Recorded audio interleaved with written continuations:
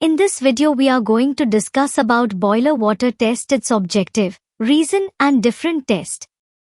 Boiler water treatment is carried out to prevent scale formation and corrosion in feed and boiler systems. Treatment by phosphates precipitate sludge, while treatment for dissolved oxygen form harmless salts that are removed later. As a result, the hardness-causing salts are removed. Distilled water is used in boiler feed water system, but at higher temperatures it becomes acidic. Feed water treatment gives the water sufficient alkalinity. The presence of oxygen in the feed water gives rise to feed line corrosion. This results in the formation of corrosive products such as oxides of iron and copper. The reasons for increased level of chlorides in feed water is due to poor quality of boiler makeup water, excessive steam leaks in system, leaking condenser tubes. The boiler feed water tests are carried out regularly to test the following content: total dissolved solids, hardness, alkalinity, chloride, phosphate, sulfite, hydrazine, pH. The main objectives of boiler water treatment are to prevent scale formation in the boiler and feed system, to condition all scale-forming salts into sludge which is non-adherent to the boiler metal, to prevent boiler and feed system from corrosion by maintaining the boiler water in sufficient alkaline form, to remove the dissolved oxygen in feed water to avoid corrosion of boiler and feed system, to control the formation of sludge and prevent its carry-over with steam, to reduce risk of carry-over of foam, to prevent entry of foreign matter such as oil, waste, copper particles, iron oxides, sand etc., to produce high-quality steam, to achieve efficient heat transfer. We will discuss all the boiler water test one by one. Let's start with test for total dissolved solids. This test indicates the density of the boiler water. It is the quantity of total dissolved solids per unit volume or mass of the water. The density of boiler water should be maintained low, because high-density boiler water results in precipitation and scale formation. This test can be done using hydrometer, conductivity meter. Test for dissolved solid using hydrometer. When the hydrometer is allowed to float in a solution of common salt or sea water at 93 degrees Celsius, the hydrometer reading is taken as 1 out of 32 or relative density of 1.025 or 1025 grams per liter. In pure distilled water, the hydrometer will read 0 corresponding to 1000 grams per liter in the metric scale. A sample of boiler water is taken and cooled. Hydrometer is allowed to float in the sample. The corresponding reading will give the density of boiler water. Test for dissolved solids using conductivity meter. Collect the boiler water sample and cool it to around 15 degrees to 25 degrees Celsius. Add 2 drops of phenolphthalein indicator and remove the pink coloration with acid. Wash the conductivity cell and fill with treated sample of boiler water. Plug the filled cell to the conductivity meter. Operate the central control until null balance of the electrical bridge circuit is achieved. Position of the central control indicates the total dissolved solids in micro-mHos. For conversion in ppm, total dissolved solids is equal to conductivity in micro-mHos multiplied with 0.7. Test for hardness. Take 100 milliliters of boiler water sample. Add 2 milliliters of ammonia buffer solution. Add 0.2 grams of Mordant Black 11 indicator and stir well. If hardness salts are present, the solution turns wine red.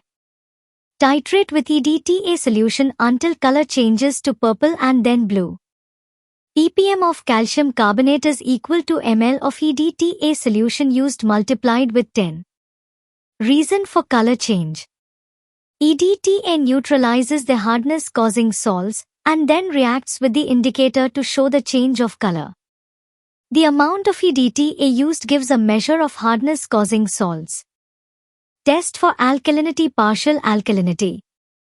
Test for alkalinity to phenolphthalein. Take 100 milliliters of boiler water. Add 10 drops of phenolphthalein.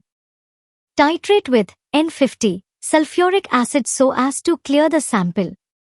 ml of N50 acid used multiplied with 10 is equal to ppm of calcium carbonate equivalent. Reason for color change. Phenolphthalein is less alkaline than hydroxides or carbonates. When it is added in a sample containing hydroxide and or carbonates, it will turn pink in color. The acid used after this coloration will first neutralize the hydroxides, forming salts. It will then react with the carbonate molecules present to form bicarbonate molecules. Bicarbonate molecules are less alkaline than phenolphthalein. Hence, the pink coloration will disappear once all hydroxides and carbonates have been treated with acid. Two carbonate molecules form one bicarbonate molecule. Hence, in this test the quality of acid used is a measure of the alkalinity present in the hydroxides and half the carbonates. Test for alkalinity. Total alkalinity. Continue with the same sample. Add 10 drops of methyl orange. Titrate with N50 sulfuric acid until the color becomes pale pink. Calculation. ml of N50 acid used for both tests multiplied with 10 is equal to ppm of calcium carbonate equivalent for total alkalinity. Reason for color change. Methyl orange indicator is less alkaline than phenolphthalein and bicarbonates. It can be used initially in place of phenolphthalein, as a continuation after the alkalinity to phenolphthalein test. If no yellow coloration results when the methyl orange is added to the sample, then no bicarbonates are present. If the sample does not turn yellow with the addition of methyl orange, it means that no bicarbonates are present. Hence, no carbonates must have been present.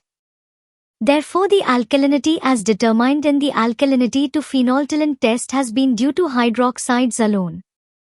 Hydroxides and carbonates can coexist together in a solution, but hydroxides and bicarbonates cannot coexist. Test for alkalinity. Caustic alkalinity. Take 100 milliliters of boiler water sample and add 10 milliliters of barium chloride. Add 10 drops of phenolphthalein. Titrate with N50 sulfuric acid to clear the sample. ml of N50 acid used multiplied with 10 gives ppm of calcium carbonate. Reason for change in color. Barium chloride is first added to the boiler water sample in order to precipitate all the carbonates which are present in the boiler water sample. The test is then carried out which indicates the hydroxides in the sample. Thus, hydroxides or caustic alkalinity is only measured. Chloride test. Continue with the sample of alkalinity to phenolphthalein, add 2 milliliters of sulfuric acid, add 20 drops of potassium chromate indicator. Titrate with N35.5 silver nitrated solution until a brown coloration results. Calculation. ml of N35.5 solution used multiplied with 10 gives value of ppm of calcium carbonate equivalent for chlorides. Reason for change in color. Chlorides may be present in the boiler water sample. It is essential that they are measured as they will give an indication of salt water leakage from a leaky condenser or a primed evaporator or fresh water generator.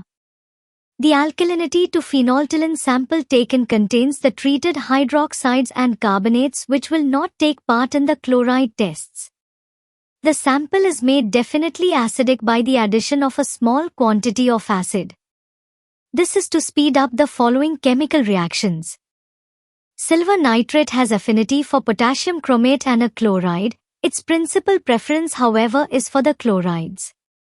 When it has reacted with the chlorides present in the sample, it is then free to react with the potassium chromate. In doing so, it produces a reddish-brown coloration. It is therefore apparent that the amount of silver nitrate solution used is a direct measure of the chloride content of the boiler water sample. Phosphate test. This test is conducted to determine the phosphate reserve in the boiler, which is necessary to deal with the extra feed taken in.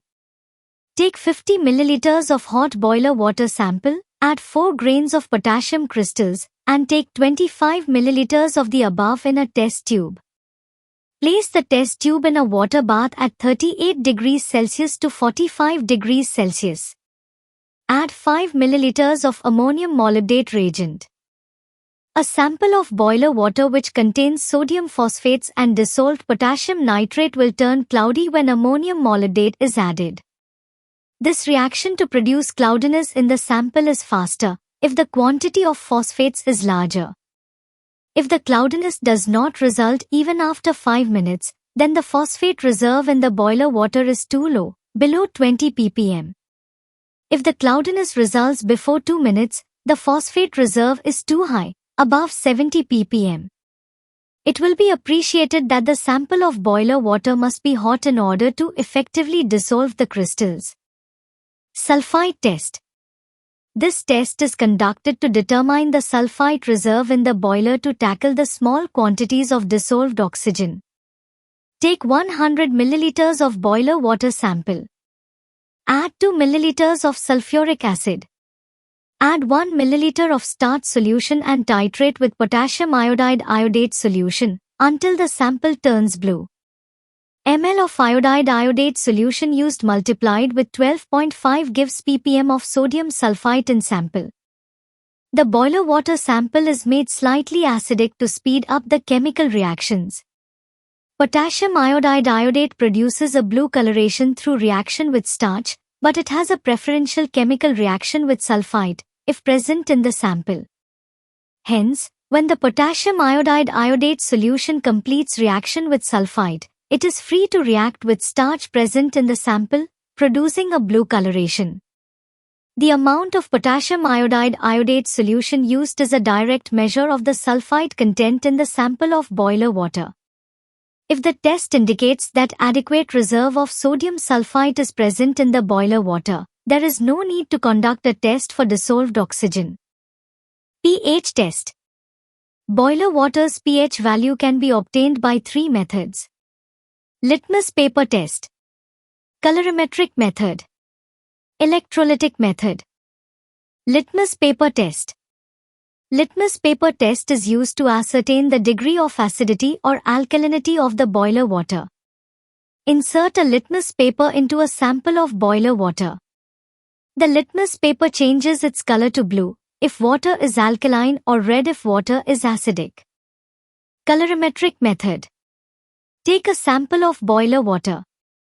Place 1 thymol blue tablet in a 50 ml Nestler cylinder. Add 50 ml of boiler sample to Nestler cylinder 1 and ensure that tablet is dissolved. Take 50 ml of boiler sample into the other Nestler cylinder 2. Place Nestler cylinder 2 in right-hand compartment of the Nestlerizer. Place Nestler cylinder 1 in left-hand compartment of the Nestlerizer. Place appropriate disc in Nestlerizer and match the colors, then read the pH value from the right-hand window. Electrolytic method. An electric cell, using the boiler water as an electrolyte and two special electrodes, both made of glass, is used. The potential difference between the electrodes is directly dependent upon the hydrogen ion content of the electrolyte, boiler water. This potential difference is maintained by a sensitive voltmeter connected to the external circuit of the cell and calibrated to read pH values. Test for dissolved oxygen. Take 500 milliliters of boiler water sample and add 0.3 milliliter of manganese chloride.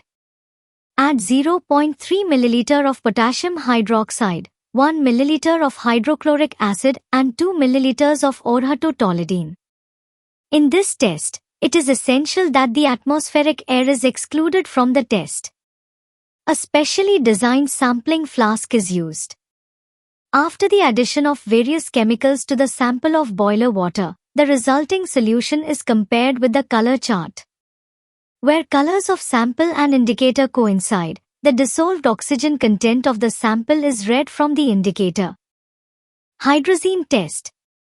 Take 250 milliliters of boiler water sample, exclude air and cool to 16 degrees Celsius to 25 degrees Celsius.